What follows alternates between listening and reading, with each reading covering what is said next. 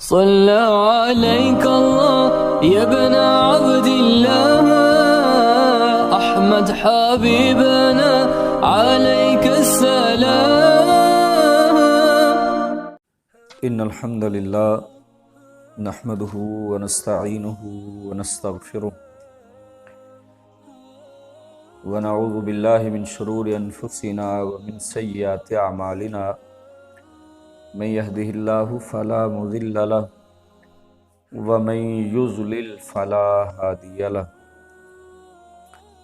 أشهد أن لا إله إلا الله وحده لا شريك له وأشهد أن محمدا عبده ورسوله. أما بعد، أعوذ بالله السميع العليم من الشيطان الرجيم من همزه ونفخه ونفسه.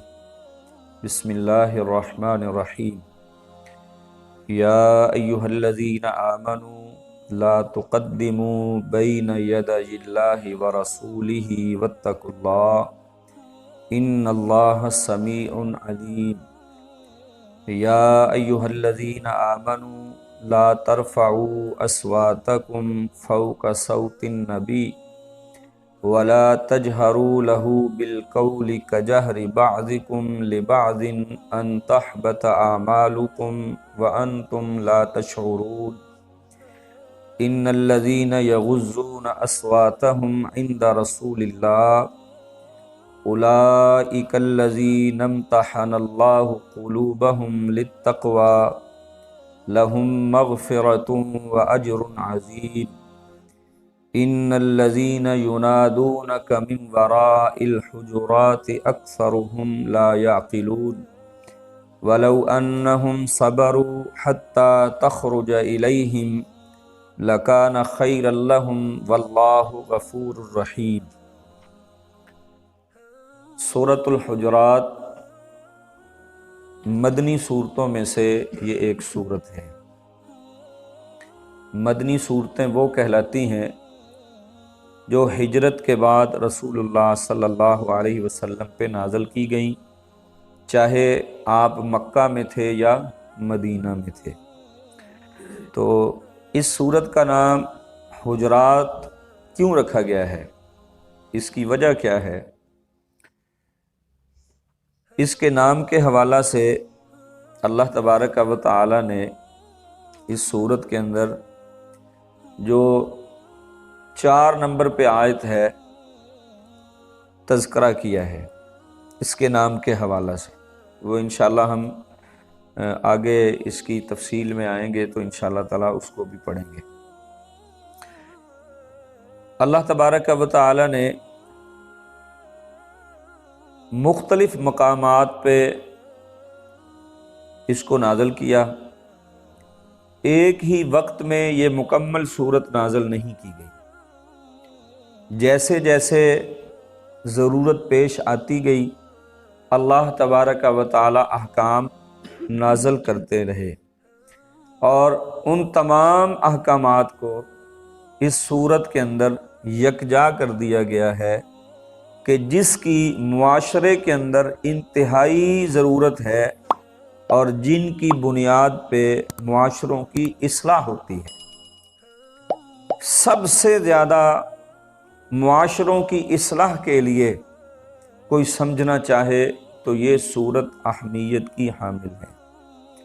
اللہ تبارک و تعالی نے اس کی ابتدا میں ہی مومنوں کو مخاطب کیا ہے، ایمان والوں کو مخاطب کیا ہے۔ یا ایھا الذین، اے وہ لوگو جو ایمان لائے ہو، یعنی کہ جن کا ایمان اللہ تبارک و تعالی پر، اللہ کے انبیاء پر، اللہ کی نازل شدہ کتابوں پر، اللہ کے فرشتوں پر، تقدیر کے خیر و شر والے معاملے پر ہے، اللہ ان سے مخاطب ہیں۔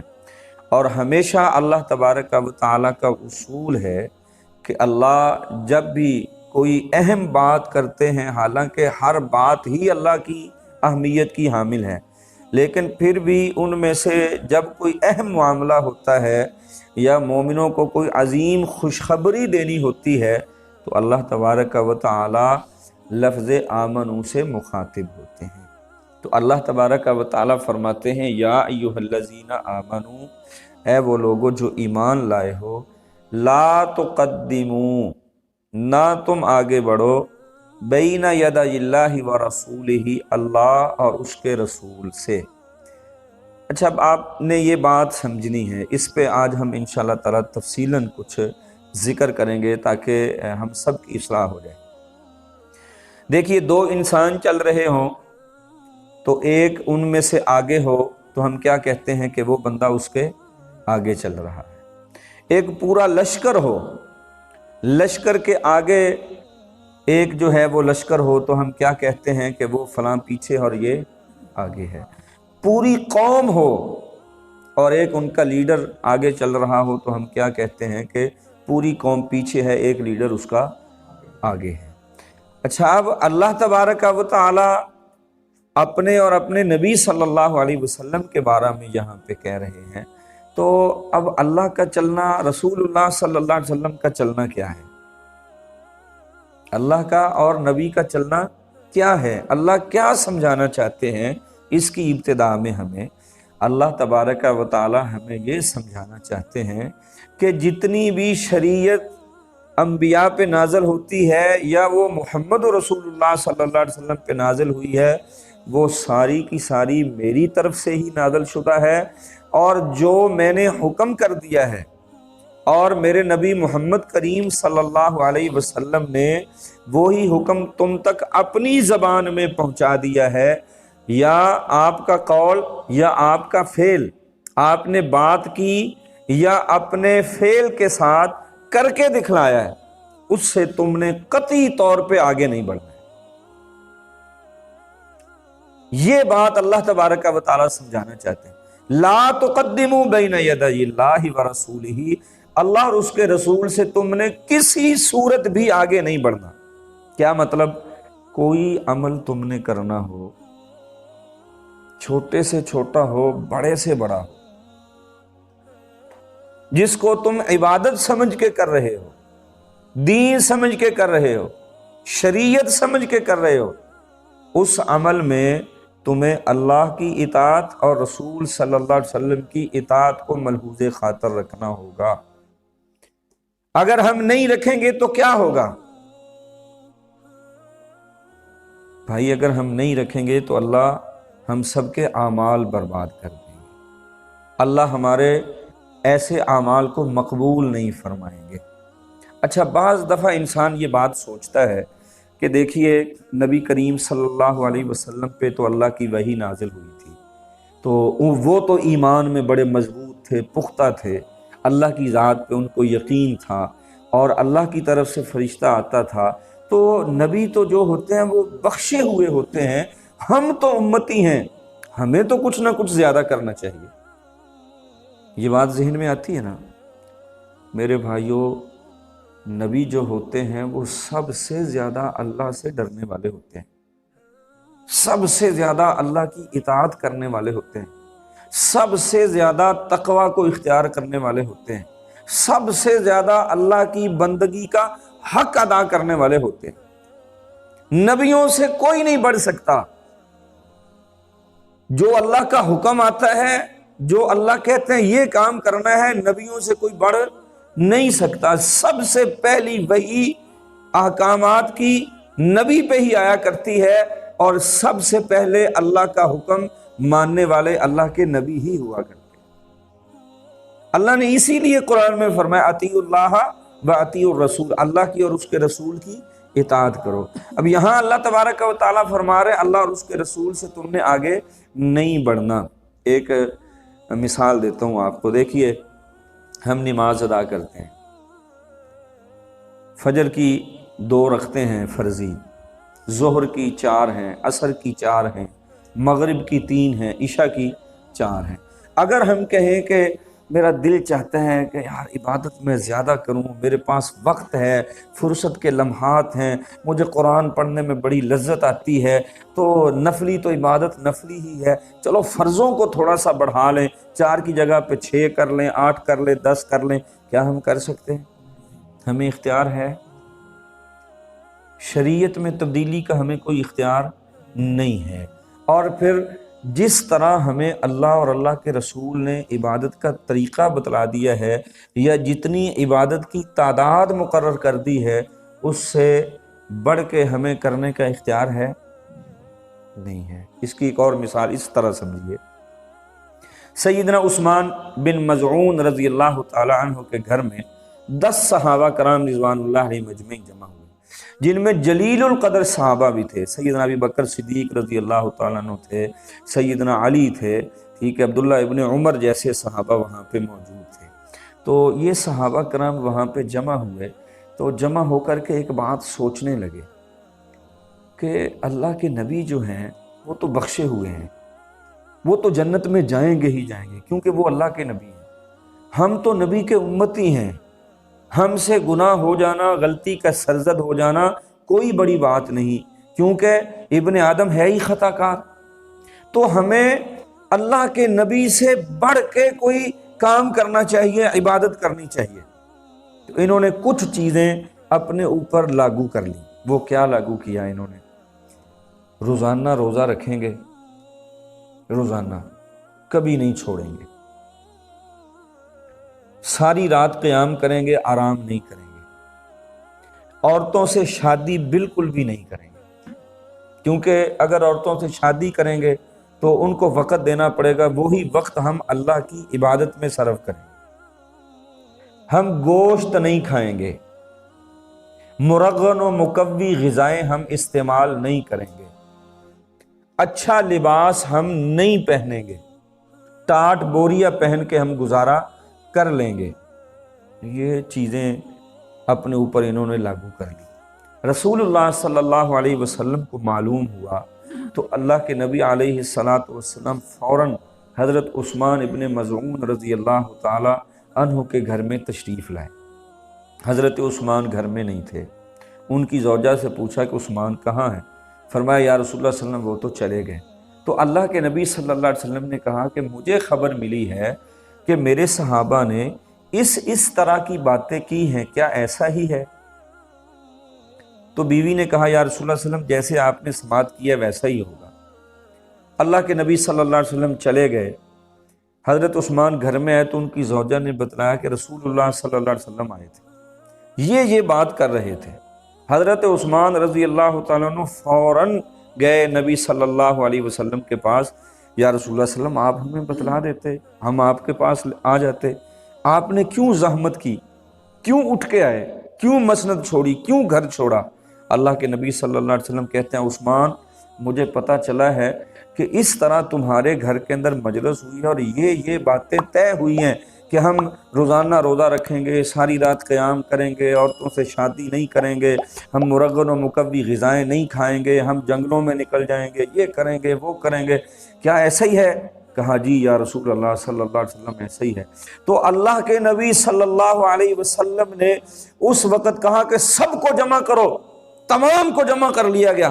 اللہ کے نبی صلی اللہ علیہ وسلم غصے کی شدت میں خطاب فرماتے ہوئے صحابہ کو کہتے ہیں اے میرے صحابہ، میں اللہ کا نبی محمد کریم صلی اللہ علیہ وسلم روزہ رکھتا بھی ہوں، افطار بھی کرتا ہوں، میں نے عورتوں سے شادیاں بھی کر رکھی ہیں، میں اچھا لباس بھی پہنتا ہوں، میں خوشبو بھی استعمال کرتا ہوں، مرغن و مقوی غذا مجھے میسر آئے میں وہ بھی استعمال کرتا ہوں، تو یہ تم نے کیوں طے کر لیا کہ ہم ایسا کریں گے؟ کہا یا رسول اللہ صلی اللہ علیہ وسلم ہم گناہ گار اپنے آپ کو سمجھتے ہیں، آپ تو اللہ کے نبی ہیں، اللہ آپ کو جنت میں بھیج دے گا، ہمارا کیا بنے گا؟ اللہ کے نبی صلی اللہ علیہ وسلم نے فرمایا کیا میں اللہ سے ڈرنے والا نہیں ہوں؟ یہ ضرورت کی چیزیں ان کو پورا کرو، استعمال میں لاؤ، لیکن دل کے اندر اللہ کا تقوی ہونا چاہیے، تمہیں وہ کام کرنے ہی نہیں چاہیے جو اللہ کے نبی صلی اللہ علیہ وسلم نے نہیں کیے، وہ کام کرو جو اللہ کے نبی صلی اللہ علیہ وسلم نے کیے۔ میں محمد تو نہیں روکتا۔ کتاب و سنت کا اب صحابہ کرام میرے بھائیوں اگر وہ اپنی مرضی سے اس طرح کا کوئی کام کریں، نبی صلی اللہ علیہ وسلم ان کو ڈانٹ دیں، آج کا کوئی امتی وہ اس طرح کا عمل کریں اور وہ سمجھے کہ یہ عین شریعت ہے، دین ہے، اس سے میں اللہ کو راضی کر سکتا ہوں، کل قیامت کے دن نبی کی شفاعت کا حقدار بن جاؤں گا، ممکن ہے؟ کبھی بھی ممکن ہے۔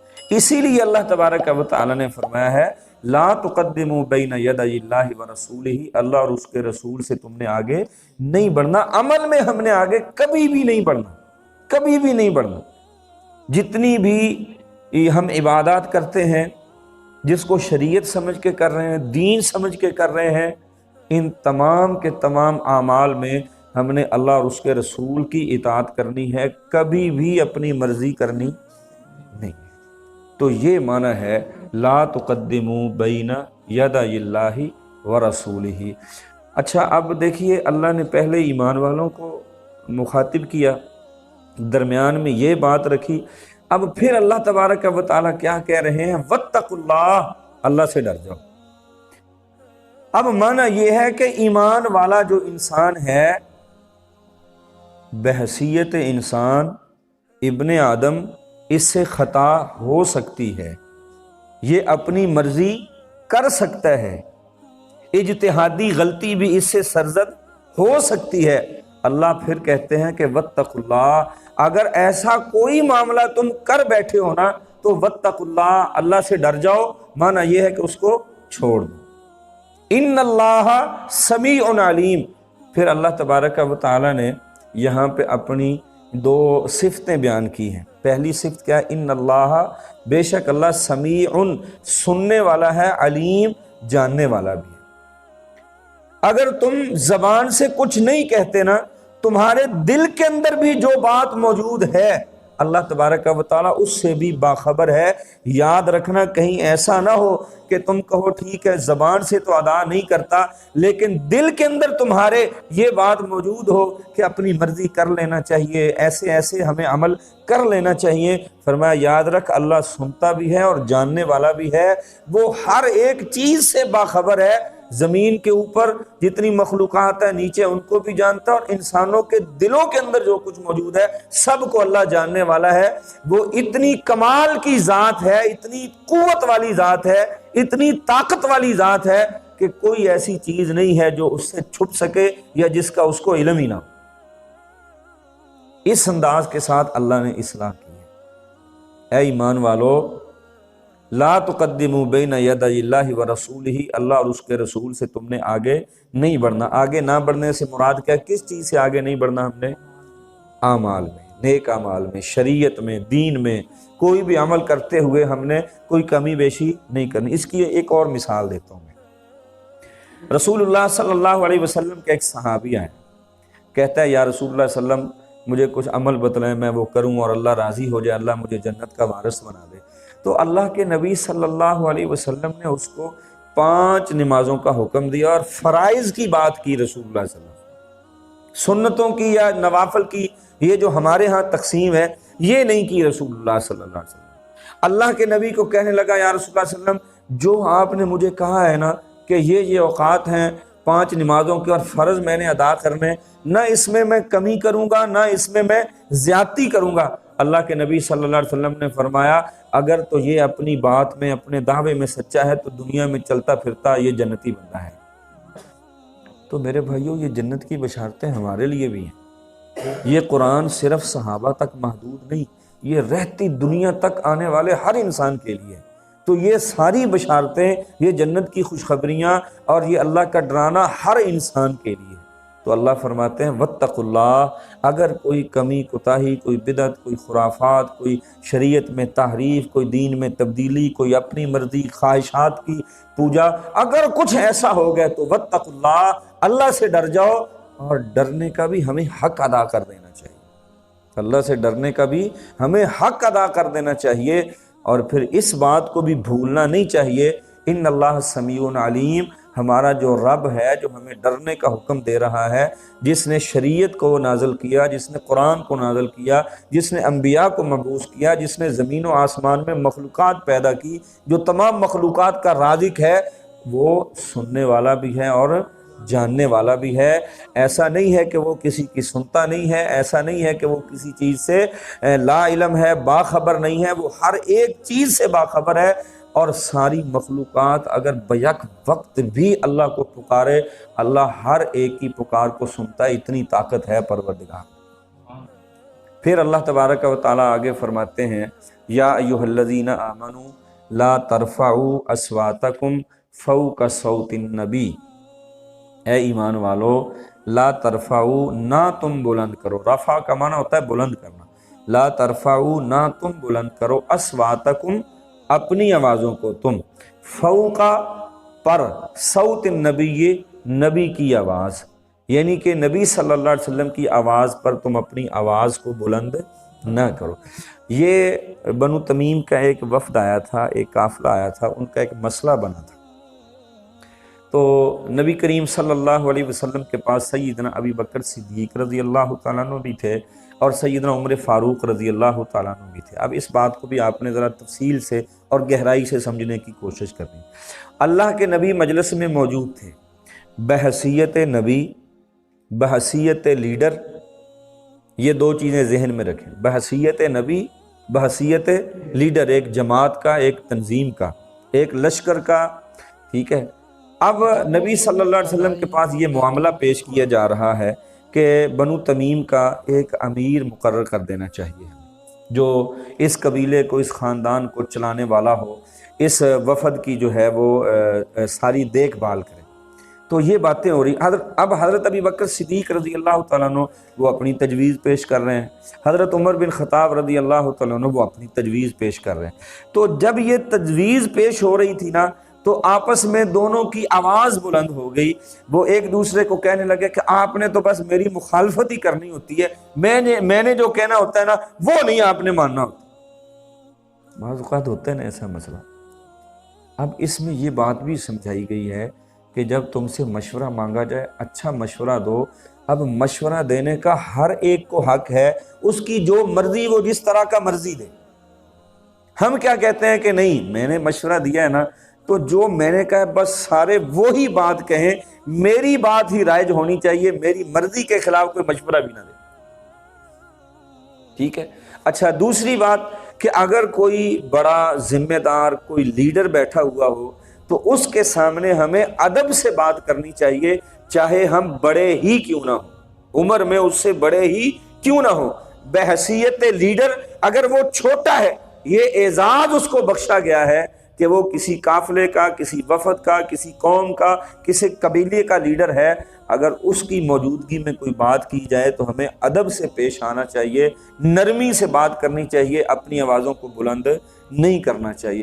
پھر اگر ایک نبی ہو، نبی کا مقام تو بہت اونچا ہے، نبی صلی اللہ علیہ وسلم کے سامنے اس طرح سیدنا ابی بکر صدیق اور عمر فاروق رضی اللہ تعالیٰ عنہ کی کچھ تھوڑی سی بات جو ہے وہ اوپر نیچے ہوئی، اللہ کو یہ بھی پسند نہیں، اللہ کو یہ بھی گوارا نہ ہوئی کہ میرے نبی کی موجودگی میں تم اپنی آوازوں کو بلند کر لو۔ اللہ نے فوراً ان کو ادب سکھلایا، طریقہ سکھلایا، مجلس میں بیٹھنے کا، بڑا بیٹھا ہوا ہو تو کس طرح بات کرنی ہے، بات کرنے کا ادب کیا ہے اور تقاضے کیا ہیں، بڑا جب بیٹھا ہوا ہو تو مجلس کے ہمیں کیسے آنا چاہیے، کیسے بیٹھنا چاہیے، کیسے بات کرنی چاہیے۔ اب اس میں معاشرے کی بڑی اصلاح ہوتی ہے، لوگوں کو پتہ چلے کہ بڑوں کے پاس کیسے بیٹھنا ہے، اہل علم نقطہ دان بیٹھے ہوئے تو کیسے بیٹھنا ہے۔ اچھا پھر اگر کوئی قاری ہو، کوئی عالم ہو، کوئی دیندار ہو، کوئی سیکھنے سکھانے والے ہوں تو کیسے وہ بیٹھیں، یہ ساری باتیں اس ایک ہی جملے کے اندر سما جاتی۔ اے ایمان والو لا ترفعوا اصواتکم فوق صوت النبی، نبی صلی اللہ علیہ وسلم کی آواز سے اپنی آواز کو بلند نہ کرو، ولا تجہروا لہ بالقول کجہر بعضکم لبعض، اور اس طرح تم نبی کو نہ پکارو جس طرح کے آپس میں تم ایک دوسرے کو پکارتے ہو، یعنی کہ انتہائی ادب سکھلایا گیا ہے۔ ولا تجہروا، جہر کا معنی بھی بلند کرنا ہوتا ہے، جیسے ہم معروف بات ہے نا کہ ایک سری نماز ہوتی ہے، ایک جہری نماز ہوتی ہے۔ سری نمازیں کون کون سی ہیں؟ ظہر کی اور عصر کی۔ جہری کون کون سی ہیں؟ مغرب کی اور عشاء کی اور فجر کی۔ ان کو جہری کیوں کہا جاتا ہے؟ کہ ان میں قرات جو ہے وہ بلند آواز سے کی جاتی ہے، اس لیے ان کو جہری کہا جاتا ہے۔ تو جہر کا معنی ہوتا ہے اونچا کرنا، بلند کرنا، جیسے رفع کا معنی ہے ویسے ہی جہر کا معنی بھی یہی ہے۔ تو میرے واجب الاحترام بھائیوں، اللہ تبارک و تعالیٰ فرماتے جیسے آپس میں تم بڑی بے تکلفی سے یار دوست ایک دوسرے سے بات کرتے ہو نا، نبی کے ساتھ تم نے اس طرح کا معاملہ نہیں کرنا۔ آپ بھی دیکھیں معاشرے میں جب دو دوست ملتے ہیں ان کی بے تکلفی ہوتی ہے، وہ کس طرح کھل کے ایک دوسرے کے ساتھ بات کرتے ہیں۔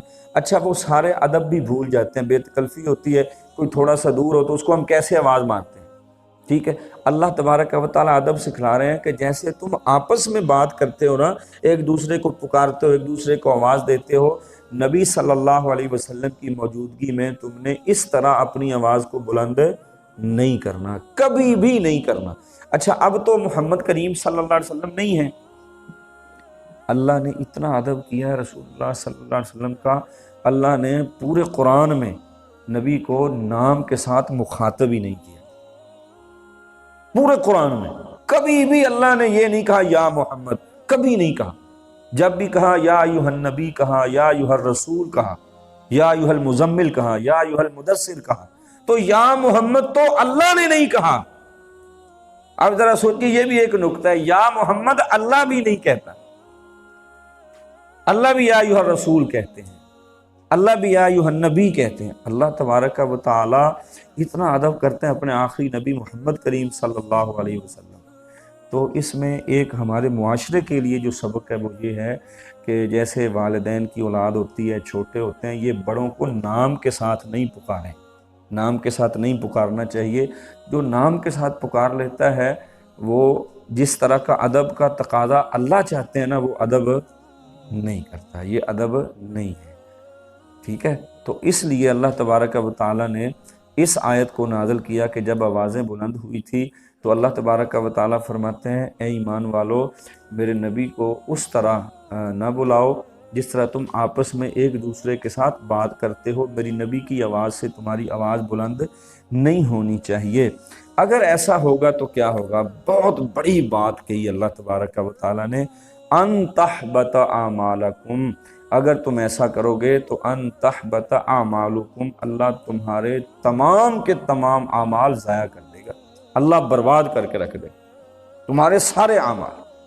وانتم لا تشعرون، اور یہ کہ تمہیں شعور بھی نہیں ہوگا، تم تو اسی گمان میں ہوگے کہ میں نے بڑی نیکیاں کی ہیں، ہم نے بڑے کام کیے، بڑے اچھے اعمال کیے، بڑا صدقہ و خیرات کر لیا، بڑا یہ کر لیا، وہ کر لیا، بڑی تہجدیں پڑھ لی، بڑی تسبیحیں کر لی ہم نے۔ اللہ تبارک و تعالیٰ فرماتا ہے تمہیں شعور بھی نہیں ہوگا، میں تمہارے سارے کے سارے اعمال برباد کر کے رکھوں۔ اچھا ایک اور بات، حضرت ثابت بن قیس رضی اللہ تعالیٰ عنہ کا ایک واقعہ آتا ہے۔ ان کی قدرتی جو ہے نا وہ آواز اونچی تھی، قدرتی آواز، ان کا لہجہ جو تھا نا وہ کرخت تھا، یعنی کہ جب بھی وہ بات کرتے تھے نا ایسے محسوس ہوتا تھا کہ جیسے جو ہے نا بڑی سختی کے ساتھ بات کر رہے ہیں، بڑی بلند بات کر رہے ہیں۔ ان کی عادت تھی، ان سے دھیما بولا ہی نہیں جاتا تھا، ٹھیک ہے۔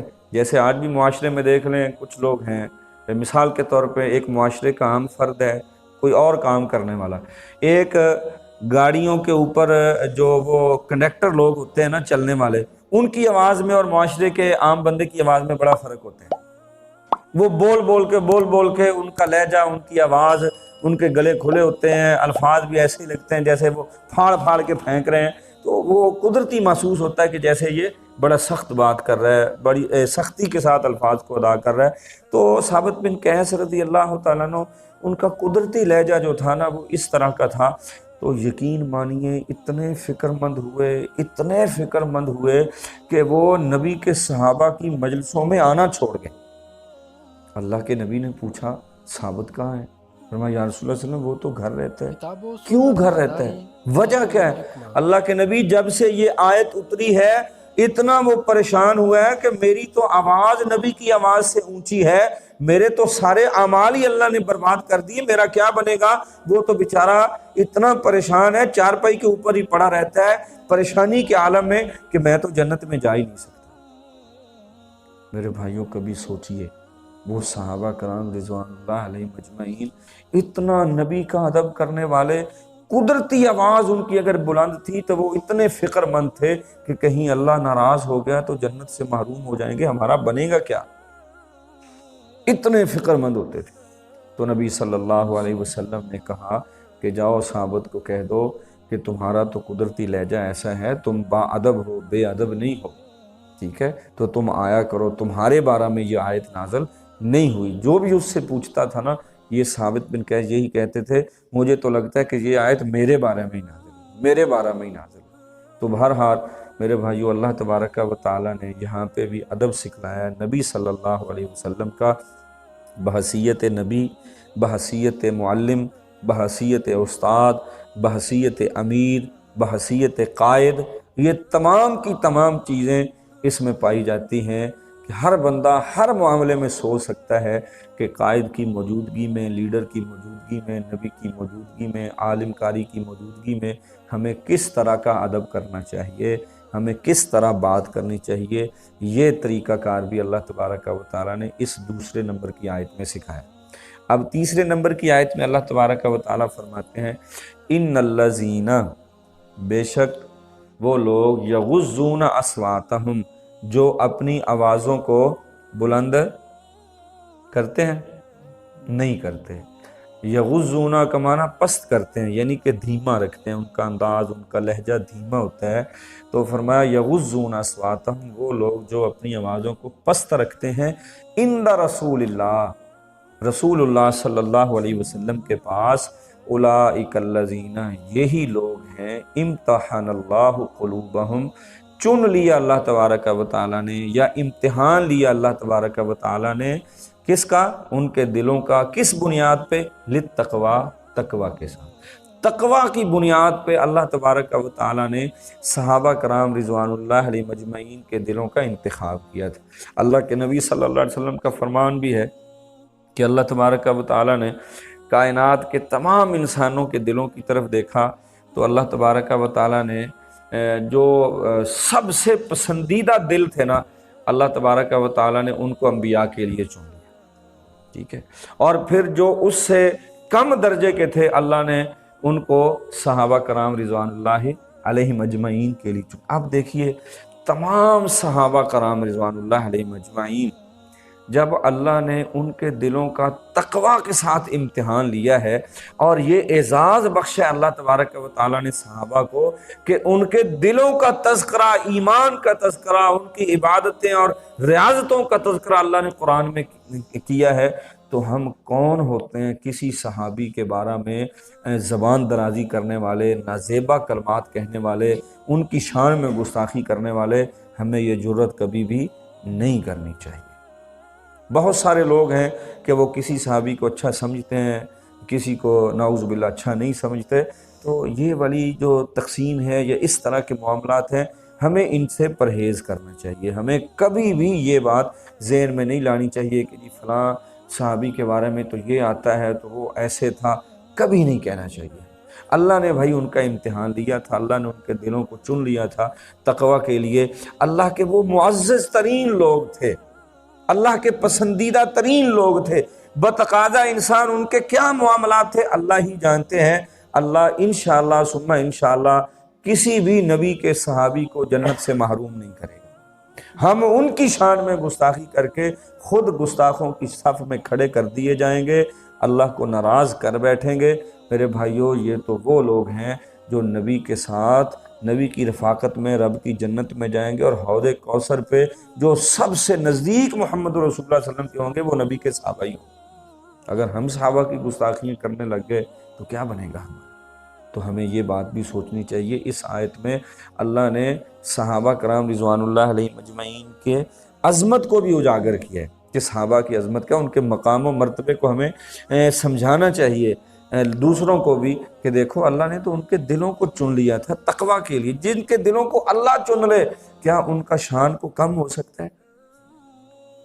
تو میرے بھائیوں، اللہ تبارک و تعالیٰ فرماتے ہیں ہاں یاد رکھو، اگر پھر بھی بتقاضا انسان کوئی بات کہہ بیٹھے ہو یا کوئی بھی معاملہ ہو گیا ہے، آوازیں تم پست نہیں کر سکے، بلندی رہی ہیں، لہم مغفرۃ و اجر عظیم، اللہ کی طرف سے اعلان ان کے لیے بخشش کا بھی ہے اور اجر عظیم کا بھی ہے۔ لہم، ان کے لیے، مغفرۃ بخشش ہے، و اجر عظیم، اور اجر عظیم یعنی کہ بہت بڑا اجر ہے۔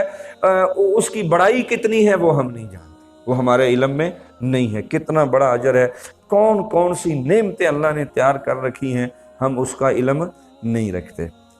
چوتھے نمبر کی جو آیت ہے اس میں اللہ فرماتے ہیں ان الذین ینادونک، بے شک وہ لوگ ینادونک جو پکارتے ہیں من وراء الحجرات، حجروں کے پیچھے سے، من میں سے، ورائے پیچھے، الحجرات حجروں کے۔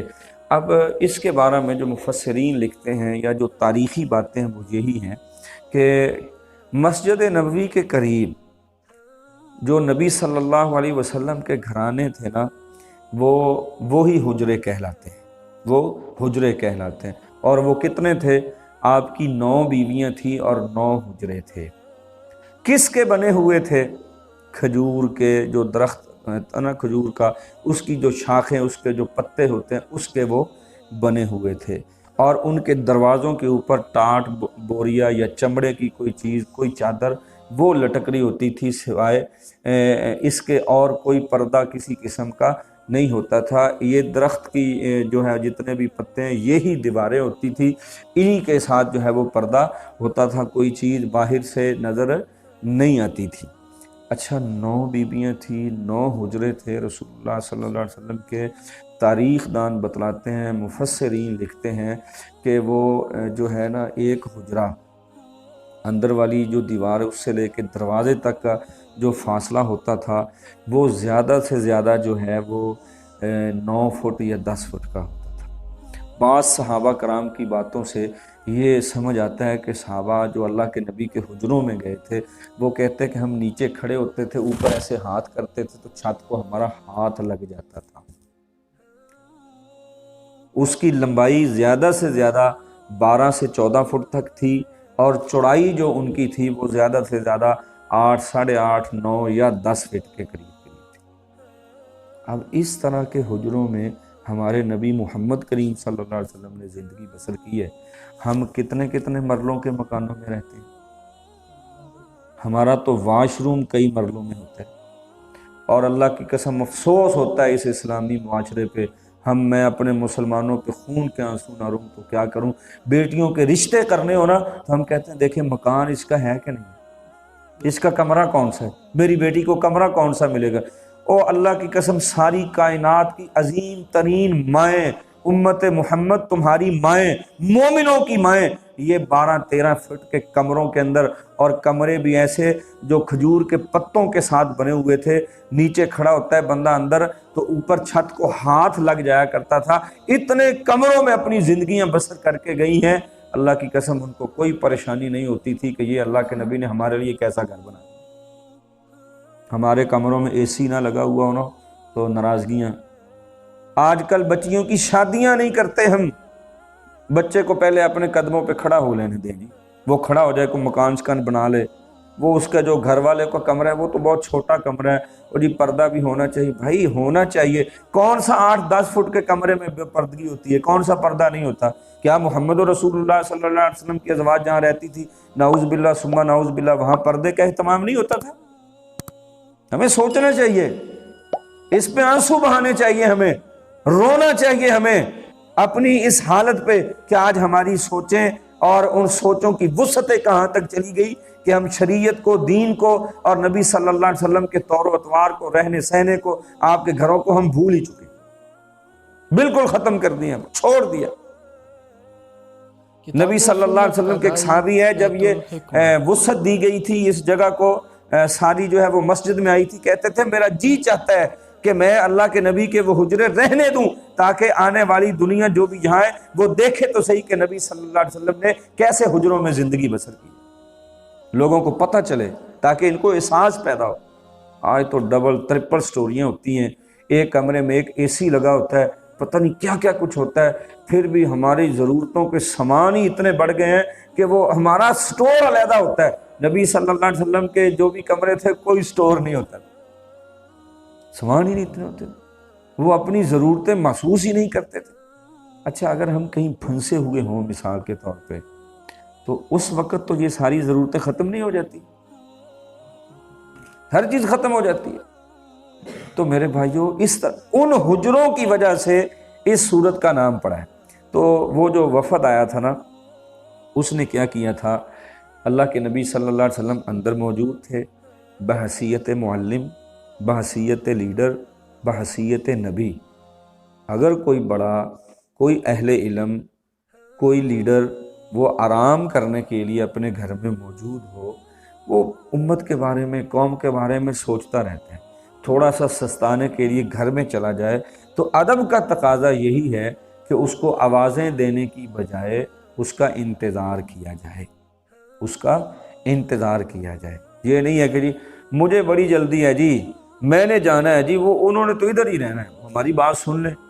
نہیں، ادب کا تقاضا یہی ہے کہ ان کا انتظار کرنا چاہیے۔ تو اللہ تبارک و تعالی یہاں پہ کیا فرماتے ہیں، ان الذین ینادونک من وراء الحجرات، وہ لوگ جو آئے تھے انہوں نے دیواروں کے پیچھے سے رسول اللہ صلی اللہ علیہ وسلم کو اونچی اونچی آواز میں پکارنا شروع کر دیا تھا۔ اللہ فرماتے ہیں اکثرہم لا یعقلون، اکثر ان میں عقل والے نہیں تھے۔